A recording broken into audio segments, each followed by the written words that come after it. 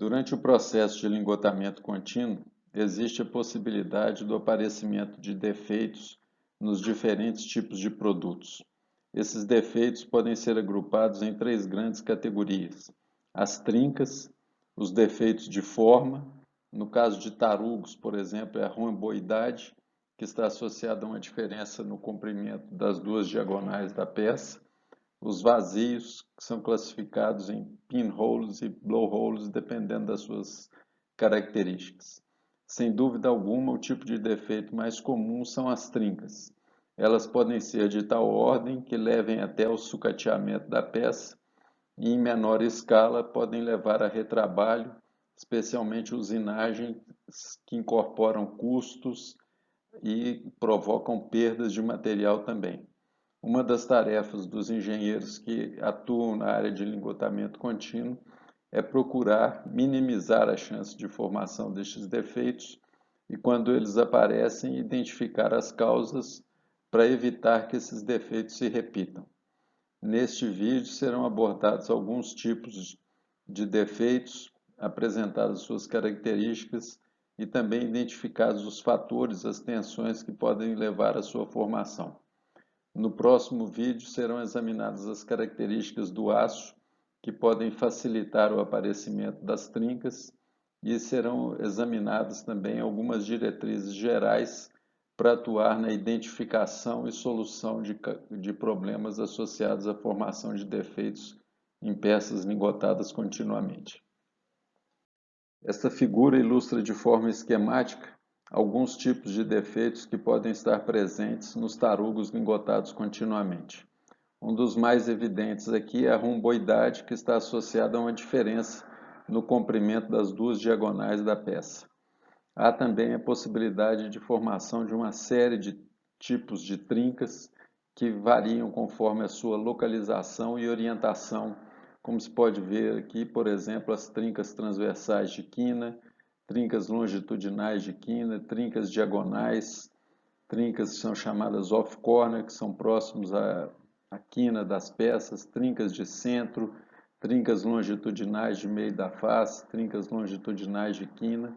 Então, uma variedade muito grande de trincas com causas de sua formação bastante específicas e que são objetos, talvez, de centenas de publicações que ajudam o engenheiro que atua no lingotamento para identificar possíveis causas e também formas de atuação para evitar que esses defeitos apareçam. Há também aqui ilustrados os pinholes que ocorrem próximo à superfície da peça e que são também um defeito que podem causar problemas nos processamentos posteriores das peças lingotadas. Aqui tem-se uma figura semelhante à anterior, ilustrando alguns tipos de defeitos em placas. Vários desses defeitos são semelhantes aos que foram ilustrados anteriormente e mostram a possibilidade de formação de defeitos também, especialmente de trincas, tanto em tarugos quanto em placas lingotadas continuamente. Esta figura ilustra o aparecimento de uma trinca longitudinal de meio da face para uma placa lingotada continuamente. Vê-se que é uma trinca bastante longa e que certamente necessitará de reparos, se for apenas superficial, por exemplo, de usinagem da peça para remoção desta trinca. É claro que neste caso haverá perda de material, gasto com mão de obra e com equipamentos para processar essa usinagem. Essa figura já ilustra uma trinca longitudinal de quina, nesse caso na superfície de um tarugo. E essa figura ilustra as trincas longitudinais próximas da quina, que são as chamadas off-corner. Aqui tem-se uma metalografia da peça com o aparecimento das trincas e aqui uma visão mais detalhada de uma trinca próxima à quina. Isso aqui certamente está associado à formação de estrutura colunar e encontro dessas duas estruturas próximo a um ângulo de 45 graus da quina. Esta figura já ilustra a presença de pinholes junto à região subsuperficial da peça lingotada e aqui o efeito desses pinholes na peça após a laminação, aparecendo essas irregularidades junto à superfície da peça que certamente levarão à sua desclassificação.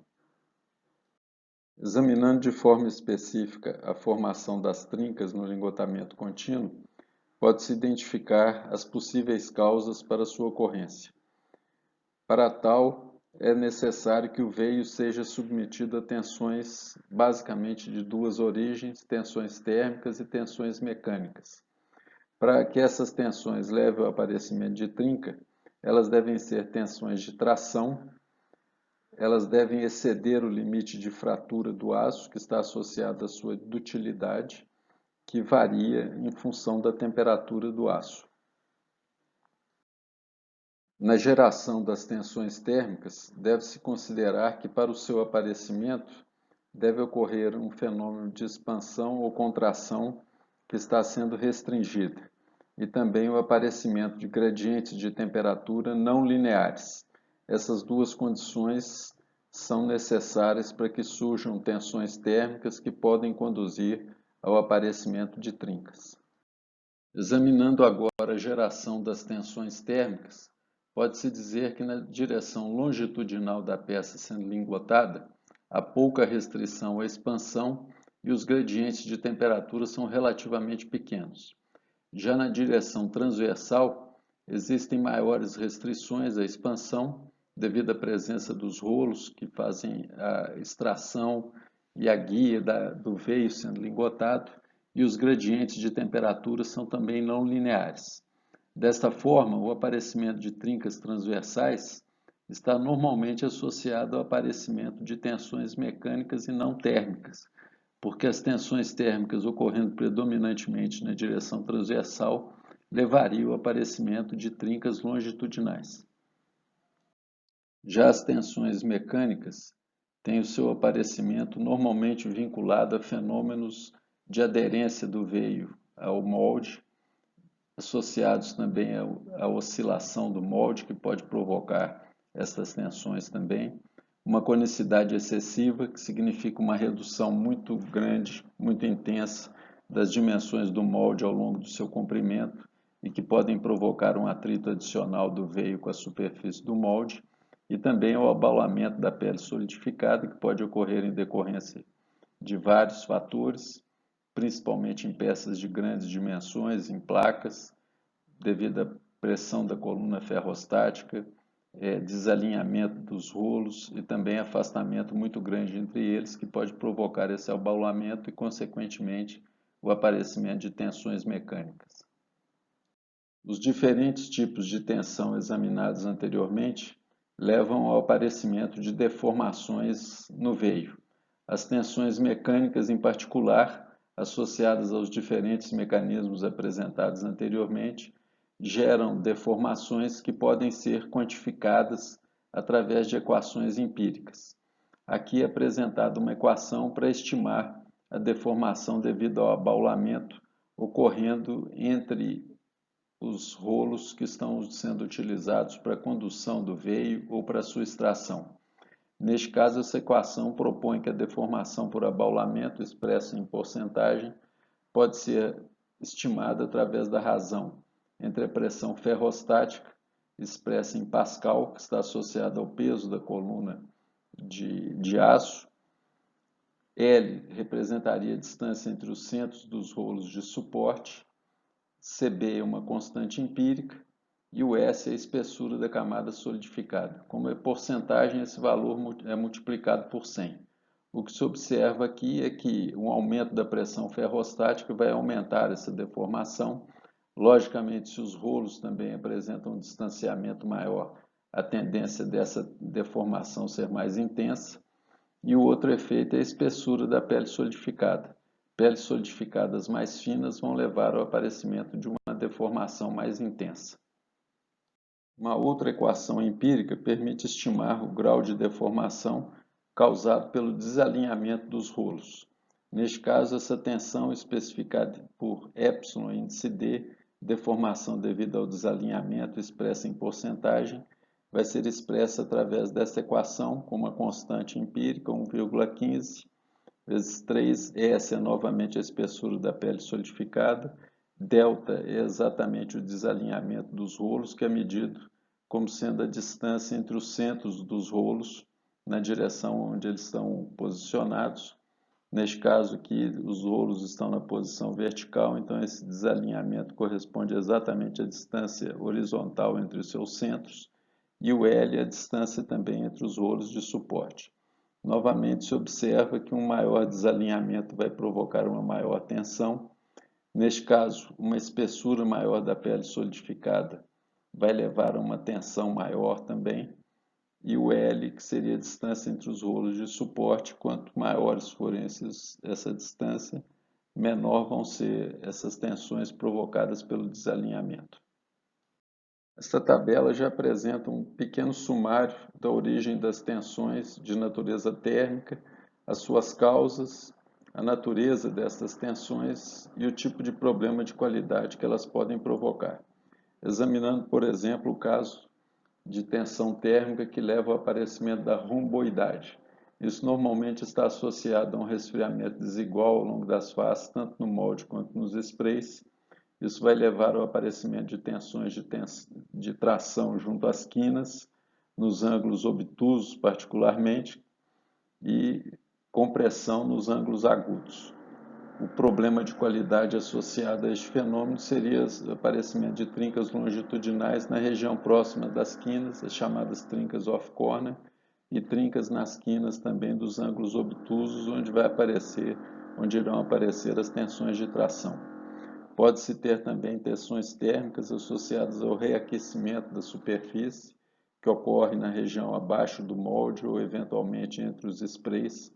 Isso vai provocar expansão da superfície, que gera também o aparecimento de tensões junto à frente de solidificação, né? Tensões de tração na frente de solidificação e de compressão na superfície. E isso pode conduzir ao aparecimento de trincas longitudinais internas. Por sua vez, um resfriamento excessivo em alguma parte da superfície pode também provocar uma deformação ou uma tensão de tração na região onde o resfriamento excessivo ocorreu, e o efeito disso pode ser de aparecimento de depressões longitudinais com trincas longitudinais subsuperficiais. Já as tensões mecânicas podem ser causadas por diferentes fatores. Um deles é a aderência do veio ao molde, causado, por exemplo, por uma lubrificação inadequada, oscilação ou conicidade excessivas. Esse tipo de tensão será de tração e ocorrerá na direção axial do veio e, consequentemente, poderá provocar o aparecimento de depressões e trincas transversais. O abaulamento entre os rolos também é uma causa de tensão mecânica, gera uma tração na direção axial, levando, por exemplo, ao aparecimento de trincas internas. Já o abaulamento na parte inferior do molde ou submolde pode ocorrer, por exemplo, devido a uma conicidade excessiva na região inferior do molde, e isso provoca tração na direção transversal, adjacente à frente de solidificação, em uma região próxima à quina, a região chamada de off-corner. E isso levará ao aparecimento de trincas internas na região próxima das quinas. Nesta figura são ilustrados os diferentes tipos e naturezas das tensões mecânicas e térmicas. Como já foi visto anteriormente, as tensões de abaulamento, causadas pelo distanciamento mais pronunciado entre os rolos, tensão devido ao desalinhamento dos rolos, essas duas são tensões mecânicas. Também fenômeno de encurvamento e desencurvamento, que podem provocar o aparecimento de tração na peça. Tensão de abaulamento, isso aqui está associado à pressão ferrostática que provoca deformação na face mais larga do veio e, consequentemente, um maior atrito dele com os rolos ou eventualmente até no interior do molde. As tensões de natureza térmica, principalmente resfriamentos excessivos junto à superfície, e também tensão de compressão agora com os rolos, um dos rolos com desalinhamento, mas agora se aproximando mais do interior do veio e provocando também tensões de tração. Essas diferentes naturezas de tensões são um ponto importante a se identificar para evitar o aparecimento de trincas. É claro que para para que uma tensão térmica ou mecânica provoque o aparecimento de trinca, tem que se examinar a magnitude da deformação que ela causa e qual vai ser o comportamento do aço em relação a essa deformação que lhe é imposta. Sabe-se que essa característica ou esse comportamento do aço está diretamente relacionado à sua dutilidade, uma vez que a dutilidade pode ser definida como a capacidade que o material tem de se deformar sem o aparecimento de trincas. Então é importante, para julgar se essas tensões levarão ou não à formação de trincas, examinar o comportamento da dutilidade do aço em função da temperatura. As regiões de temperaturas com dutilidades mais baixas serão exatamente aquelas mais propensas ao aparecimento das trincas decorrente dessas diferentes tensões de natureza mecânica ou térmica.